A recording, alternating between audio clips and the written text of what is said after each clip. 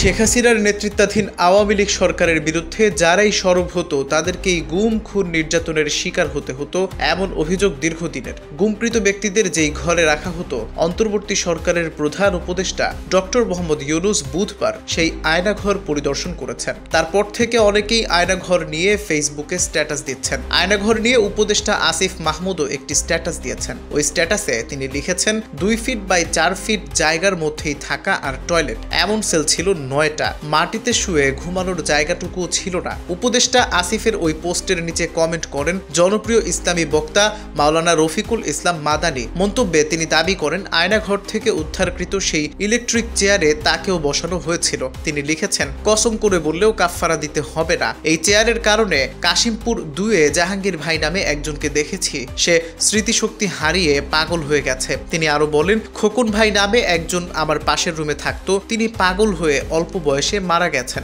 এছাড়াও তিনি বলেন, 2 ফিট বাই 4 ফিট জায়গার মধ্যেই থাকা আর টয়লেট, নাড়াচাড়া করতে পারতাম না, নামাজ পড়লে হাতের দুপাশ দেয়ালে লাগতো।